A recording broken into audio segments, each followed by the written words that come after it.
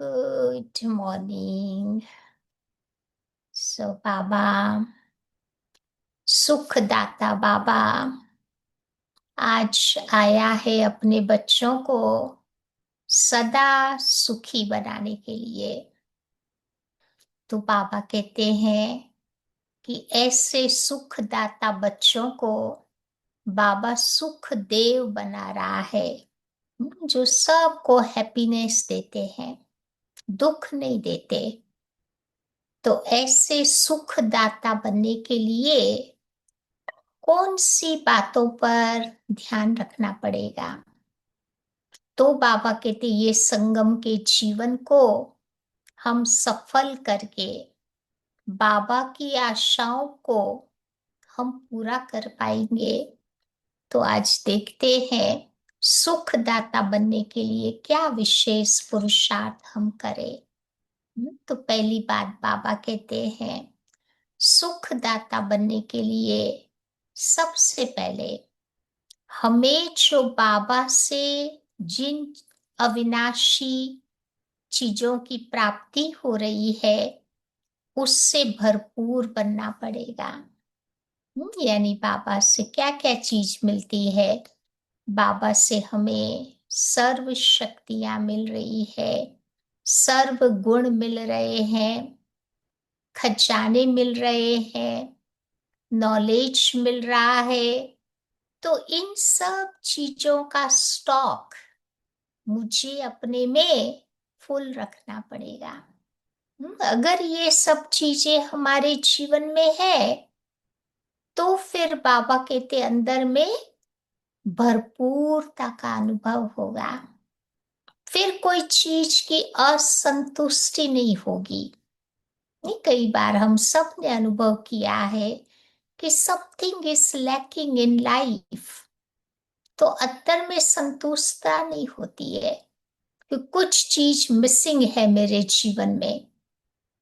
लेकिन बाबा कहते जो सुखदाता सुख देवा बाबा के बच्चे हैं वो सब चीजों से भरपूर होंगे।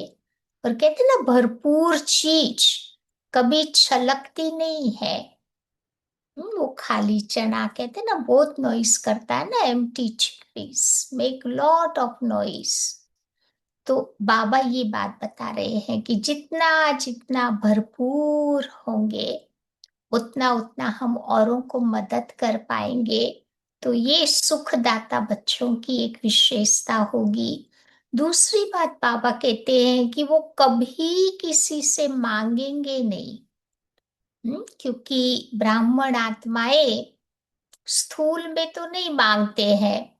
भक्ति में तो हम कितना लंबा लिस्ट लेके रोज रोज जाते थे ना भगवान के पास। अब वो चीजें तो हमारी छूट गई, परंतु सूक्ष्म चीजें हम बाबा से जरूर मांगते हैं।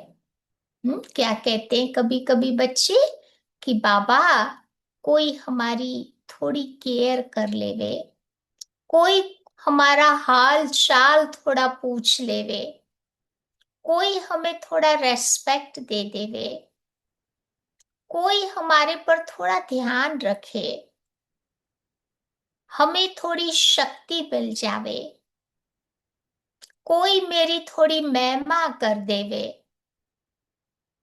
कभी कभी हम सहानुभूति सिंपैथी भी मांगते हैं, कोई हमें थोड़ा सपोर्ट कर देवे, कोई हमारा मनोरंजन कर देवे, कोई हमारी थोड़ी कदर कर देवे, अप्रिसिएशन मांगते हैं ना। कोई हमारी थोड़ी हॉस्पिटैलिटी कर दे, हमारी खातिरी कर देवे। तो ऐसी ऐसी सूक्ष्म चीजें हम कभी कभी एक्सपेक्ट करते हैं। लेकिन बाबा बताते हैं मांगना अर्थात वीक आत्मा बनना, डिपेंडेंट बनना। परंतु बाबा कहते हैं इस जीते जी लाइफ पे बाबा ने हमें जीते जी मरना सिखा दिया है। तो जो पूरा पूरा मरता है इस दुनिया से, संबंधियों से, उन्हें मांगने की कोई आवश्यकता नहीं होती है। ये भी एक प्रकार का बेगिंग हो गया ना। बेगर्स को क्या कहते, भिखारी। तो भिखारी अधिकारी कैसे बनेगा? तो सुखदाता बच्चों के अंदर ये मांगने के संस्कार नहीं होंगे। तीसरी बात बाबा बताते हैं कि जो बाबा के सुखदाता बच्चे हैं वो कभी किसी की कंप्लेन नहीं करेंगे। चलो कोई बात ध्यान पे दे दो वो अलग बात है, लेकिन बार बार कंप्लेन करते रहना। जनरली देखो कंप्लेन कौन करता है? जब आत्मा अंदर से खाली होती है ना, तो वो शिकायतें करती है। इसीलिए बाबा कहते हैं हम जितना जितना भरपूर रहेंगे और साक्षी बन करके हरेक के पार्ट को देखना है। जैसे बाबा कंप्लेन नहीं करता, कभी कभी बता देता है बाबा कई ऐसी बातें होती है बच्चों में, तो प्यार से बता भी देते हैं, लेकिन कंप्लेन नहीं करता है। तो साक्षी दृष्टा की स्टेज पर बैठ करके हम इस ड्रामा को देखेंगे, हर सीन को देखेंगे, सबके पार्ट को देखेंगे, तो हम उसके पार्ट से अंदर से अफेक्टेड नहीं हो जाएंगे। देखना और उसकी अफेक्ट में आ जाना दोनों अलग बात है। अगर अफेक्ट में आ गए तो दुखी बन गए। साक्षी दृष्टा बन के देखा तो देखते हुए भी हमारी अंदरूनी स्टेज पर उसकी अफेक्ट नहीं हो रही है। चौथी बात, जो बाबा के सुखदाता बच्चे हैं वो अपने जीवन में कभी दुख का अनुभव नहीं करेंगे। चलो कभी कभी शरीर साथ नहीं देता है, तो बाबा ने बोला है ना रोज अमृत वेला बैठकर 10 मिनट इस शरीर को भी हम ताकत देवे, सकाश देवे। पूरा बॉडी का स्कैन करे और देखो कौन सी जगह पे हमें दर्द महसूस हो रहा है। बस वही जगह पे आप थोड़ा बाबा की याद में रह करके सकाश देंगे तो धीरे धीरे वो पेन हमारा खत्म हो जाएगा। रिएक्ट करने की बात नहीं है, उस पेन को हमें दूर करना है। तो ये प्रैक्टिस अगर मेरी होगी तो हम स्टेबल बन जाएंगे। तो इसीलिए बाबा कहते हैं ना मुरली में, बच्चे कभी भी शरीर से भी तुम्हें तंग नहीं आना है, परंतु शरीर को भी अपना साथी बनाकर मुझे उससे भी ऐसे सेवा लेनी है। पांचवी बात बाबा कहते हैं कि जो बाबा के सुखदाता बच्चे हैं उनका मूड कभी फ्लक्चुएट नहीं होगा। कई बार कईयों का मूड देखते ना पता ही नहीं चलता कौन घड़ी बदल जाता है। नहीं, वो तभी तो दुनिया वाले कंपेयर करते हैं कि इसका मूड तो न्यूजीलैंड की वेदर की तरह है, कभी भी बदल जाता है। तो सारे दिन में हम चेक करें कि हमारे मूड कैसे कैसे बदलते हैं। कभी कभी हमारा मूड बाबा कहते हैं क्वेश्चन मार्क वाला मूड बन जाता है। ऐसा भी कैसे होता है? ऐसा भी कोई करता है? प्रश्न पूछते रहते हैं, बार बार प्रश्नों की क्यों। कभी हमारा मूड आश्चर्य का होता है कि अरे ये भी ऐसे करता है, अरे वो भी वो कार्य कर रहा है, तो आश्चर्य का मूड हो जाता है। कभी हमारा मूड टेंशन वाला भी हो जाता है, हर चीज में टेंशन फील होता है। बाबा कहते ये पुरुषार्थ करो वो पुरुषार्थ करो, इतना सारा पुरुषार्थ आ जाता है, अभी कौन सा करे? एंड अप कुछ भी नहीं करते हैं और टेंशन में रहते हैं। फिर कईयों का मूड हो जाता है अटेंशन वाला, कि कहाँ कहाँ कितना अटेंशन हम रखे, तो वो अटेंशन भी बाबा कहते समस्याएं खड़ी कर देता है। तो हमारा मूड कैसा होना चाहिए? जो बाबा का मूड, वो मेरा मूड, एक रस मूड। तो ऐसा मूड फ्लक्चुएशन नहीं होगा छठी बात बाबा बताते हैं, उनके अंदर कोई नेगेटिविटी या वेस्ट नहीं होगा किसी के भी बारे में। थोड़ी भी नेगेटिविटी होगी तो वो वाइब्रेशंस जाएगा। वेस्ट होगा तो वो व्यक्ति जब सामने आएगा तो भारी हो जाएगा।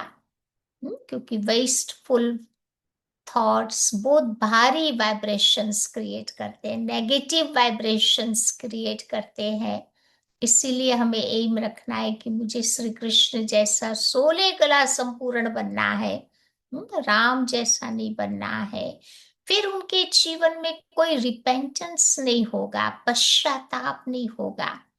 कई व्यक्ति देखो कुछ नहीं कर पाते हैं तो सेल्फ विक्टिम बन जाते हैं। खुद को ही बहुत सजा देते हैं, खुद के पर बहुत स्ट्रिक्ट बन जाते हैं, खुद के लिए अच्छे विचार नहीं होता है, गिल्टी फीलिंग्स होती है, फिर इंफीरियरिटी कॉम्प्लेक्स हो जाता है। तो ये सारी माया सुखदाता बच्चों में नहीं होगी। चलो कोई गलती भी करता है, आप फॉरगिव करो, लेट गो करो, मूव फॉरवर्ड। और एक लास्ट बात बाबा बताते हैं, सुखदाता बच्चे प्रेजेंट में जीते हैं। पास्ट इज पास्ट, वो पूरा हो गया। बार बार उसको याद करके वो दुखी नहीं होते हैं।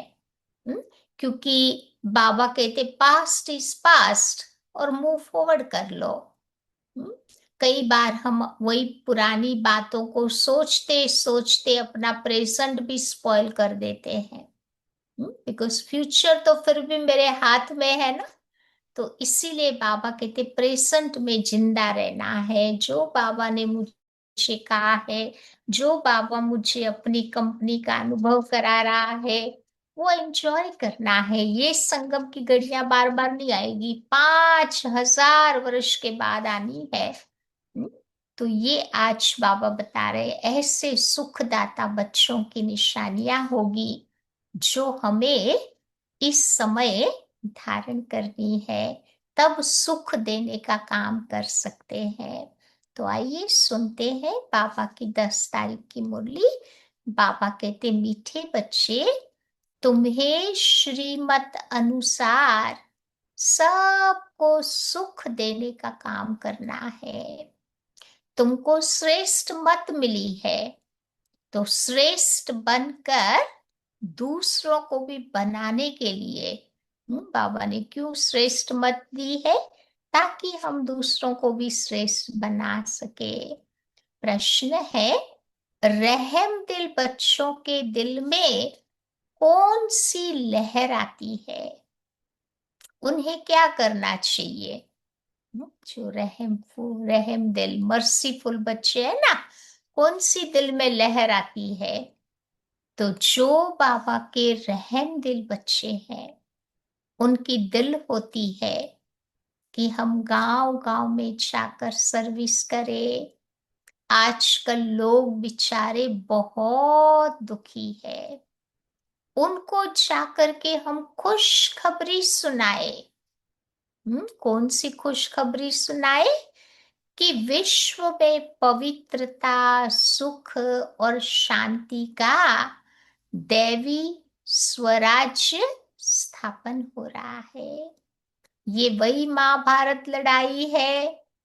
बरोबर उस समय बाप भी था, अभी भी बाबा आया हुआ है। 5,000 वर्ष की बात नहीं, वो बताते हैं ना लास्ट संगम में भी बाबा आए थे, अभी भी बाबा आया हुआ है। ओम शांति। तो मीठे मीठे बच्चे यहाँ बैठे हो तो जरूर ये तो समझते हो ना कि हम ईश्वरीय संतान हैं। जरूर अपने को आत्मा समझेंगे। शरीर है तब तो आत्मा सुनती है। अगर शरीर ही नहीं हो तो आत्मा कैसे सुनेगी? बाप ने ये शरीर लोन पर लिया है, तब तो तुम बच्चों को सुनाते हैं। अभी तुम समझते हो हम ईश्वरीय संतान, व संप्रदाय, फिर हम जाकर दैवी संप्रदाय बनेंगे। अभी हम बाबा के बच्चे हैं ना, ईश्वरीय संप्रदाय। फिर जाकर दैवी सतयुग में दैवी संप्रदाय बनेंगे, फिर देवता बन जाएंगे। तो इस समय सारी दुनिया, खास भारत और आम सारी दुनिया, सब मनुष्य मात्र एक दो को दुख ही दुख देते हैं। उन्हों को ये पता नहीं है कि कोई सुख धाम भी होता है। तभी तो भगवान को कहते हैं ना कि हे भगवान, ऐसी दुख की दुनिया से हमें कहाँ ले जाओ जहां पर सुख हो, शांति हो। तो परम पिता परमात्मा ही आकर सबको सुखी और शांत बना देते हैं। या तो घर घर में एक दो को दुख ही दुख देते रहते हैं। सारे विश्व में तुम देखो, दुख ही दुख है। देखते हैं ना आज की हालतें, क्या क्या हो रहा है। हम्म, सब आत्माएं बेचारी दुखी है। अभी तुम बच्चे जानते हो, बाप हमको 21 जन्मों के लिए सदा सुखी बनाते हैं।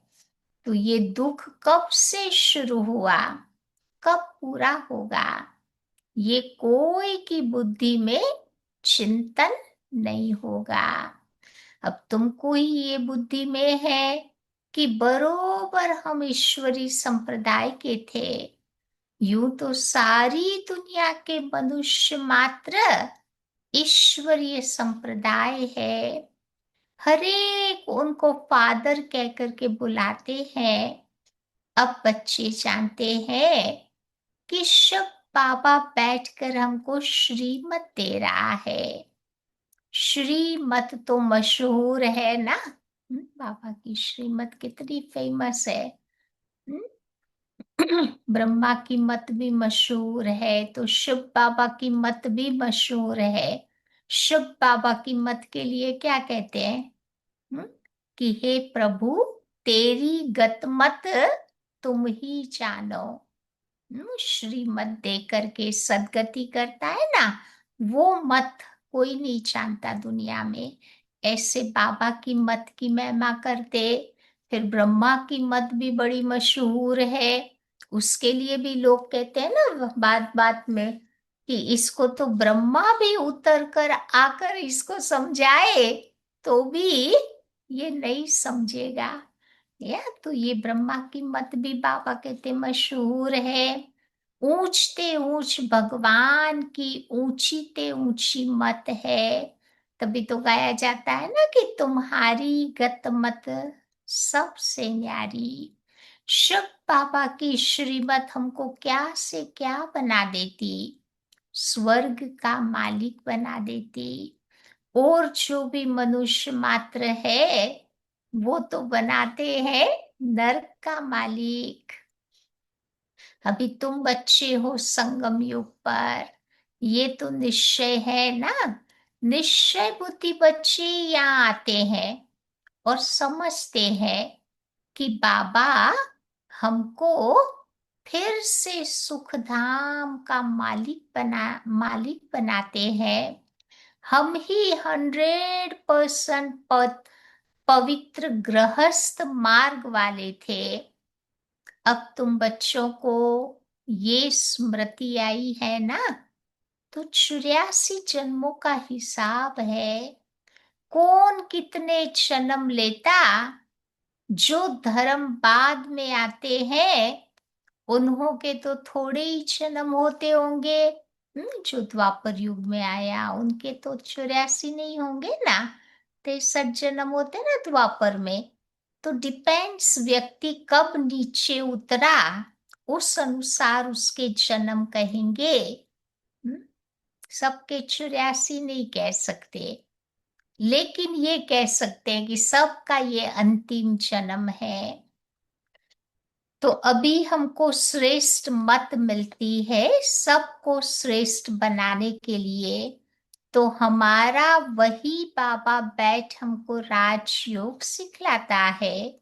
मनुष्य समझते हैं कि वेद शास्त्र आदि सब भगवान से मिलने के रास्ते हैं। और भगवान कहता है, क्या कहता है भगवान, कि इनसे कोई भी मेरे साथ नहीं मिल सकता। ये सारा काम भक्ति मार्ग का है ना। सिवाय तुम ब्राह्मणों के, अभी तुम बच्चों को सबको सुख देने का काम करना है। दुनिया में सब एक दो को दुख ही दुख देते रहते। वो लोग ये नहीं समझते कि विकार भी तो दुख है ना। अभी तुम जानते हो कि ये तो महान दुख है। कुमारी जो पवित्र थी, उनको जाकर अपवित्र बनाते। नर्कवासी बनने के लिए कितनी सेरेमनी आदि करते हैं। बाबा शादी की बात करते हैं ना। शादी में कितना खर्चा करते हैं, कितनी सेरेमनी करते हैं। किस लिए? नर्कवासी बनने के लिए। अब यहाँ तो ऐसे हंगामे की कोई बात ही नहीं होती। तुम बच्चे तो बड़ा शांति में बैठे हो, सब खुश होते हो। सारे विश्व को सदा सुखी बना देते हो। तुम्हारा मान शिव शक्तियों के रूप में है। तुम्हारे आगे लक्ष्मी नारायण का तो कुछ भी मान नहीं है।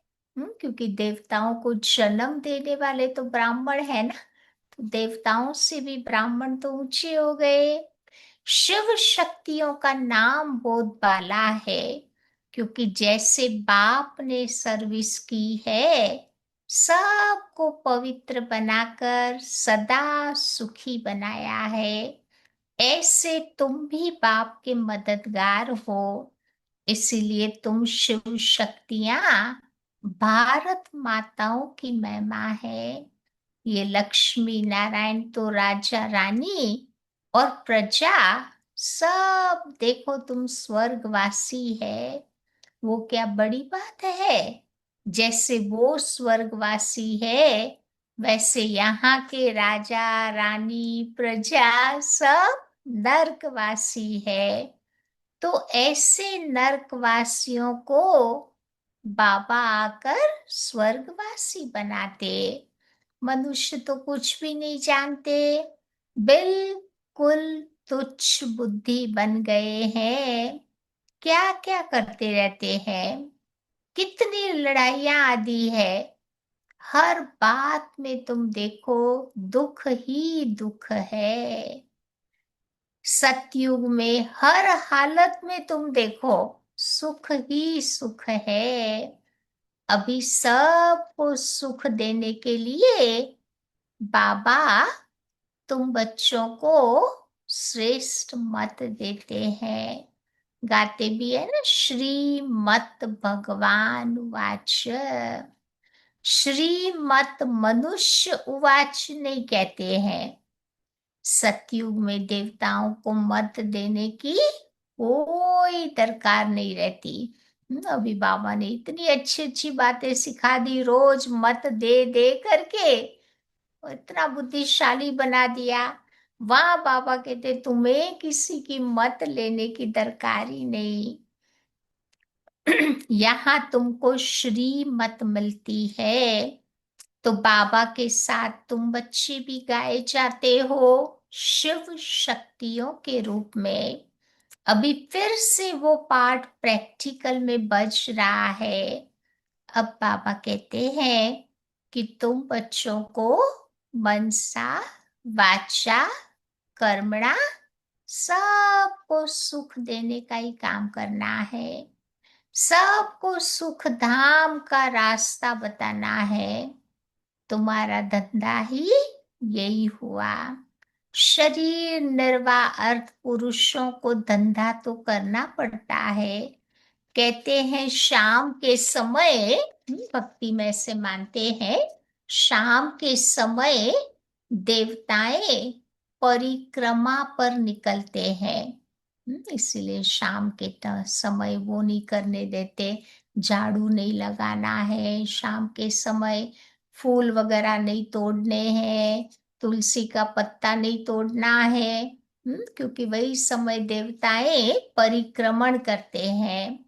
परंतु इस समय को शुद्ध कहते हैं। इस टाइम पर सबको फुर्सत होती है। अर्ली मॉर्निंग और नुमा शाम का टाइम, सब लोग फ्री होते हैं। तुम बच्चों को तो चलते फिरते उठते बैठते बाबा को याद करना है। बस कोई देहधारी की चाकरी आदि नहीं करनी है। बाप का तो गायन है ना कि उसने तो द्रौपदी के भी पांव दबाए। हम्म, भक्ति में गायन है, कृष्ण ने द्रौपदी के पांव दबाए। तो ऐसे स्थूल पांव की बात नहीं थी। जब बच्चे थक जाते हैं ना, तो बाबा भी हम बच्चों के पांव दबाता है। कौन से पांव? बुद्धि रूपी पांव। वो दबाकर हमारी सारी थकान को दूर कर देता है। तो इनका भी अर्थ नहीं समझते। स्थूल में पांव दबाने की तो बात ही नहीं होती। बाबा के पास बूढ़ियां आदि भी बहुत आती है। जानते हैं कि भक्ति करते करते थक गई है, आधा कल्प तुमने बहुत धक्के खाए, तो अब ये पैर दबाने के अक्षर को इन्होंने उठा लिया है। अब श्री कृष्ण पांव कैसे दबाएगा? सोचो, कौन दबाने देगा? ये सोचो पहले। तो बाबा कहते कोई उसे दबाने नहीं देगा। क्या ये शोभेगा? कृष्ण किसी के कलयुगी व्यक्ति के पांव दबावे? ये शोभेगा? तुम श्री कृष्ण को पांव दबाने देंगी? श्री कृष्ण को देखते ही उनको चटक पड़ेंगी। उनमें भी तो बहुत चमत्कार रहता है ना। श्री कृष्ण के सिवाय और कोई बात तुम्हारी बुद्धि में बैठती नहीं है। वही सबसे तेजोमय है। श्री कृष्ण बच्चे ने फिर मुरली चलाई, ये बात भी जचती नहीं है। एक तो पैर दबाने वाली बात ठीक नहीं लगती, फिर कहते कृष्ण ने मुरली चलाई, ये बात भी ठीक नहीं जचती। यहाँ तुम शुभ बाबा से कैसे मिलेंगे? तो तुम बच्चों को बोलना पड़ता है कि शिव बाबा को याद कर फिर इनके सामने जाओ। तो तुम बच्चों को अंदर में खुशी रहनी चाहिए कि हमको शिव बाबा सुखी बनाने के लिए आया है, वो भी 21 जन्मों के लिए। तो ऐसे बाप के पिछाड़ी बच्चों को कुर्बान हो जाना चाहिए ना। कोई भी सपूत बच्चे होते हैं तो बाप कुर्बान जाते हैं। सपूत बच्चों के पर बाप उसका कुर्बान जाता है, सरेंडर हो जाता। बाप की हर कामना को वो बच्चे पूरी करते हैं। कोई कोई तो ऐसे बच्चे भी होते हैं जो बाप का खून भी करा देते हैं। क्योंकि प्रॉपर्टी बाप के पास होती है ना, तो उनको प्रॉपर्टी चाहिए, तो फिर बाप का खून करा देते। तो कोई कोई बाबा कहते कितने अच्छे होते हैं, जो बाप कहेगा वही करेंगे। तो यहाँ पर भी तुम बच्चों को मोस्ट बिलवेड बनना है, किसी को भी दुख नहीं देना है। जो बाबा के रहम दिल बच्चे हैं, बाबा ने क्या बताया, शुरू शुरू में भी बताया ना, जो बाबा के रहम दिल बच्चे हैं उनकी तो दिल होती है हम गांव गांव में जाकर सर्विस करें। आजकल बेचारे बहुत दुखी है, उनको जाकर खुशखबरी सुनाओ कि विश्व में पवित्रता सुख शांति का दैवी राज्य स्थापन हो रहा है। ये वही महाभारत की लड़ाई है। बरोबर उस समय भी बाप था, अभी भी बाप आया हुआ है। तुम जानते हो, बाबा हमको पुरुषोत्तम बना रहे हैं, पुरुषों में भी उत्तम। तो ये है पुरुषोत्तम संगम युग। तुम बच्चे जानते हो हम पुरुषोत्तम कैसे बनते हैं? तुमसे कोई पूछे कि तुम्हारा उद्देश्य क्या है? क्या है उद्देश्य? तो बाबा कहते फट से बोलो कि मनुष्य से देवता बनना। अब देवताएं तो मशहूर है ना। बाबा कहते हैं जो देवताओं के भगत है उनको जाकर समझाओ। भक्ति भी पहले पहले तुमने शुरू की, शिव की, फिर देवताओं की भक्ति शुरू हुई। द्वापर में पहले पहले हम सबने शिव बाबा की भक्ति की ना, फिर धीरे धीरे देवी देवताओं की भक्ति नंबर वाइज शुरू हुई। तो पहले पहले शिव बाबा के भक्तों को ये ज्ञान तुम्हें समझाना है। सेवा भी करो तो किसको ज्ञान दो? जो शिव का भगत है। बोलो शिव बाबा कहते हैं कि अब तुम मुझे याद करो। शिव के जो भगत होते हैं उनको ही ये बातें बतानी है।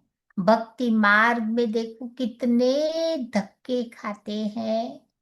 शिवलिंग तो घर में भी रख सकते हो ना, फिर उनकी पूजा कर सकते हैं।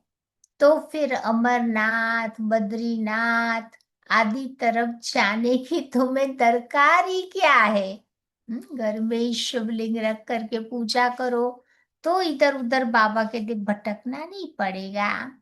परंतु भक्ति मार्ग में मनुष्यों को धक्के जरूर खाना है।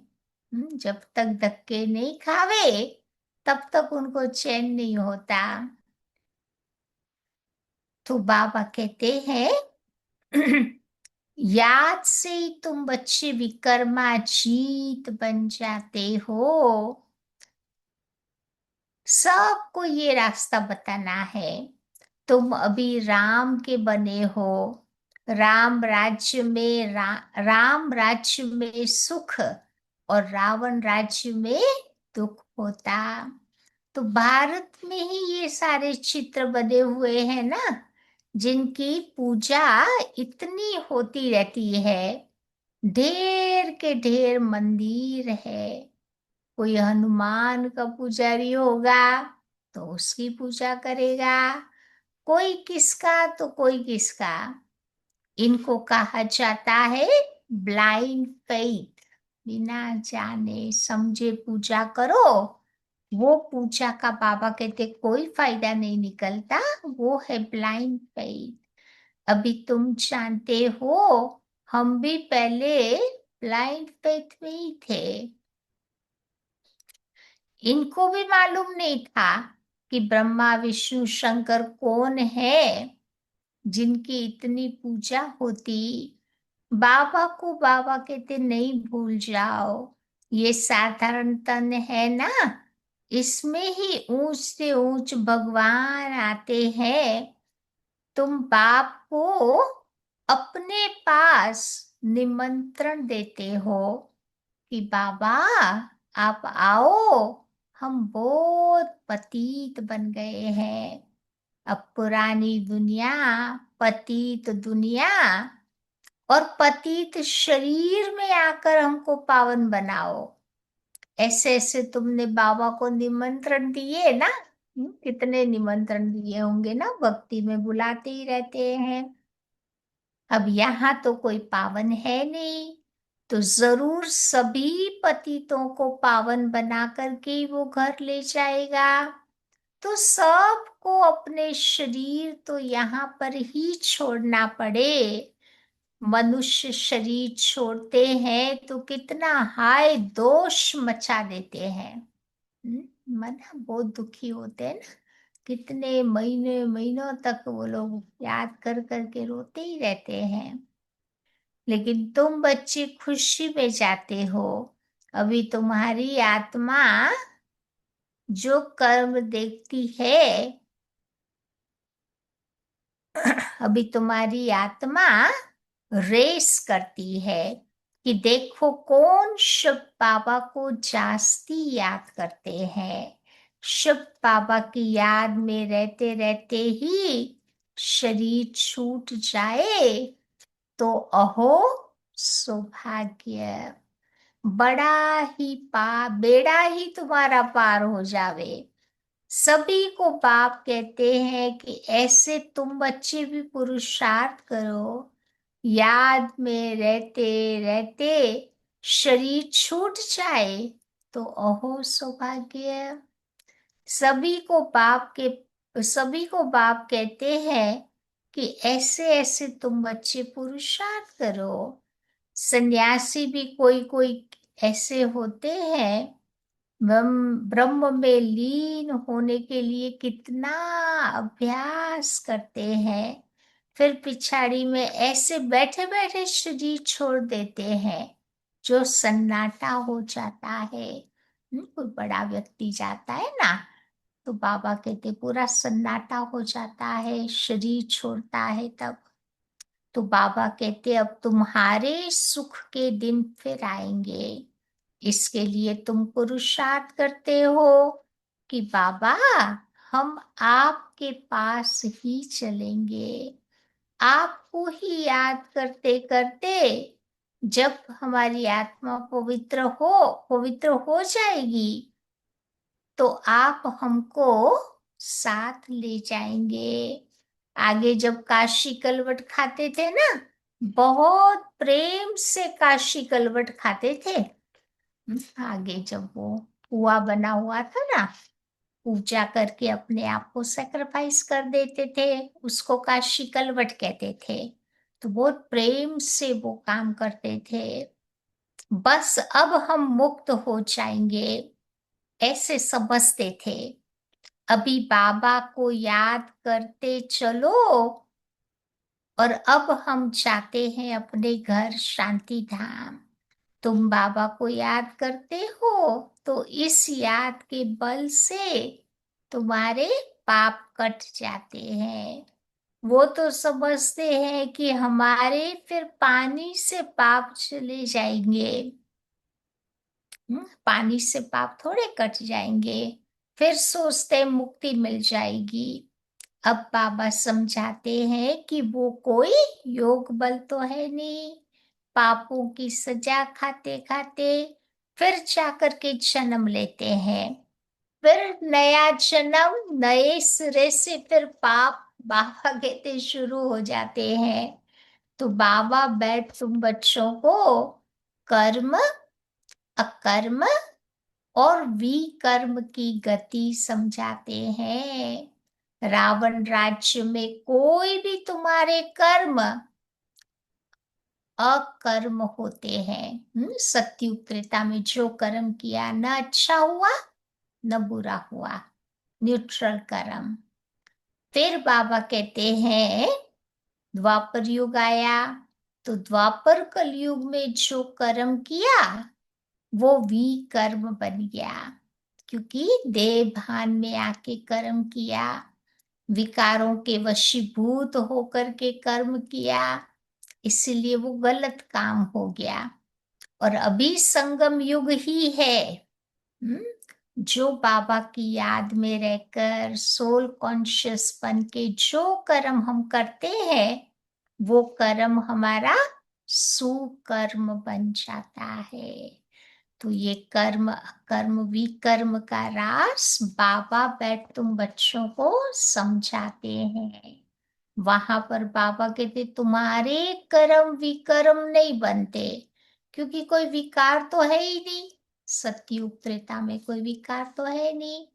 तो मीठे मीठे फूल बच्चे जानते हैं कि बाप हमको सब युक्तियां सब रास बैठ के समझाते हैं।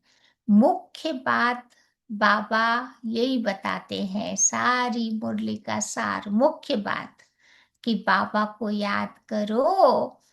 पतित पावन बाप तुम्हारे सामने बैठे हैं। देखो बाबा कितना नरमान है, ईगोलेस, निरअहंकारी। कोई बाबा में अहंकार नहीं है, बिल्कुल साधारण चलते हैं दोनों ही बाबा। शिव बाबा भी निराकारी निरअहंकारी, ब्रह्मा बाबा भी हमारे ऐसे ही थे, बिल्कुल साधारण रहते हैं। बाप दादा दोनों ही तो बच्चों के सर्वेंट है ना।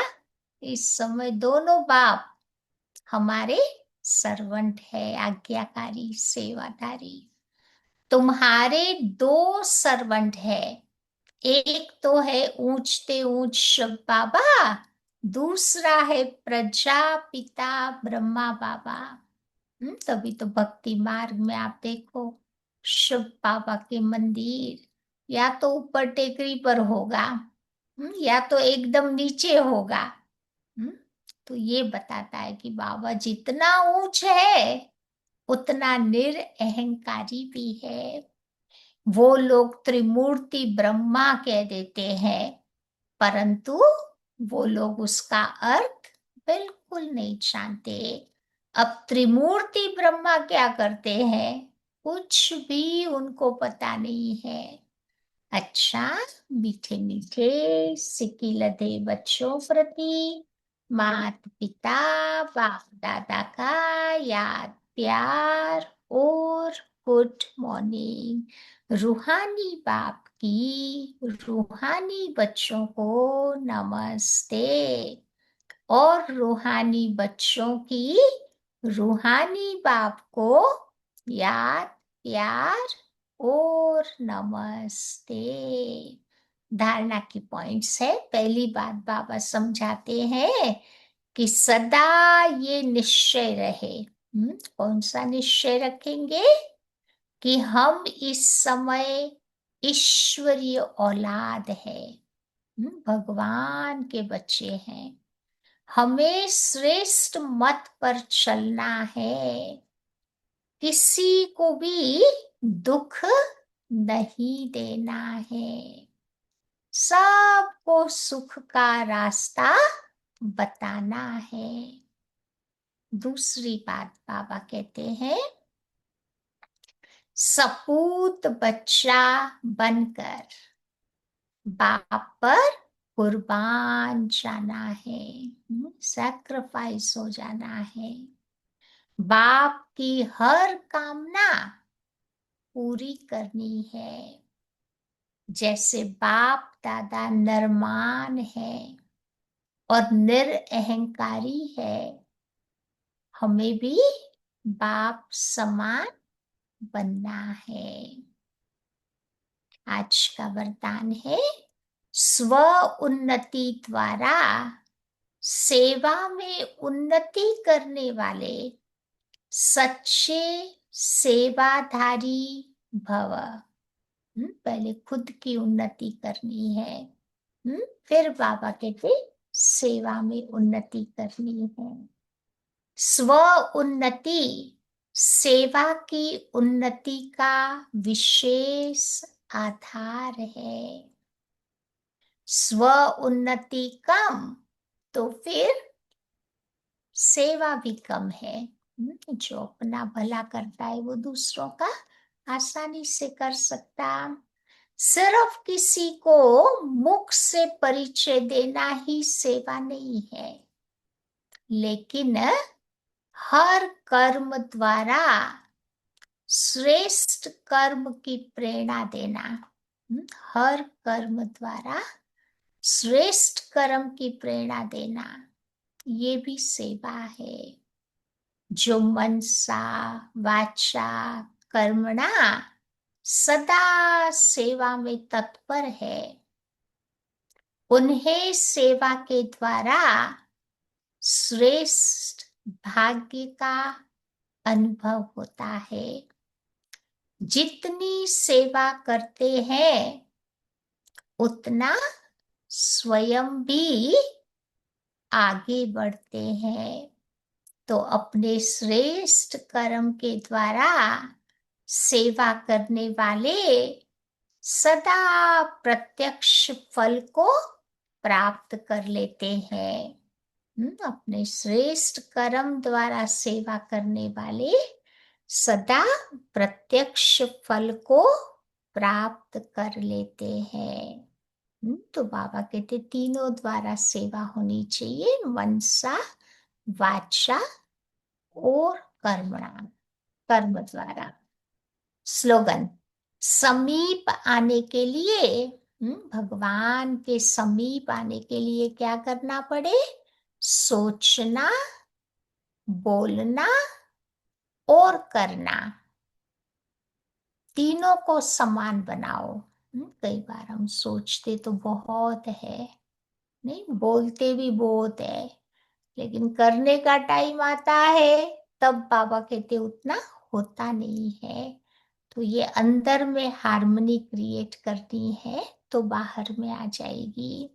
आज का अव्यक्त इशारा है, एकता का आधार है अंतर्मुखता। एकाग्रता का आधार है अंतर्मुखता। अंतर्मुखता में रहने से सूक्ष्म शक्ति की लीलाएं अनुभव करेंगे। जो 8 पावर्स है ना, उससे और भी ज्यादा पावर्स के अनुभव करेंगे। आत्मिक स्थिति में रहकर आत्माओं का आवाहन करना है, आत्माओं से रूहान करना है और आत्माओं के संस्कार स्वभाव को भी परिवर्तन करना है। आत्माओं का बाबा के साथ कनेक्शन जुड़वाना है, ऐसे रूहानी लीला का अनुभव होगा। तो अब ये काम करना है, आत्मिक स्थिति में स्थित रह करके बाबा कहते आत्माओं का आवाहन करो। जो आत्माएं पहले थी बाबा के पास, अभी नहीं है, या जो भी नई आत्माएं हैं, उन्हों का आवाहन करो, उनसे रूहान करो, आत्माओं के स्वभाव संस्कार को भी परिवर्तन करो और आत्माओं का बाबा के साथ कनेक्शन जुड़वाने का काम करना है। ये रूहानी लीला का बाबा को इस समय अनुभव करना है। तो समझा कितनी बातें आज बाबा ने बताई। आज सारा दिन क्या करेंगे? सुखदाता बन के रहेंगे। जो भी आत्माएं हमारे सामने आए उनको सुख का अनुभव कराएंगे। और सुखदाता की जो विशेषताएं हमने डिस्कस की, आप भी सोचना उसके ऊपर थोड़ा और गहराई से, तो बाबा नई नई बातें टच करवाता रहेगा। ठीक है, तो ये थी बाबा की प्यारी मुरली।